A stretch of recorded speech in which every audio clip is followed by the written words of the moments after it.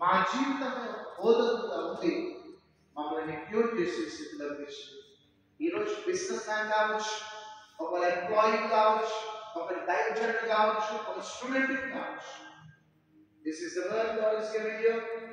ఇక ఎవరిని చూస్తాము అంటే కేవలం ఆ నిజ స్నేహితుడైన యేసయ్యనే చూడు.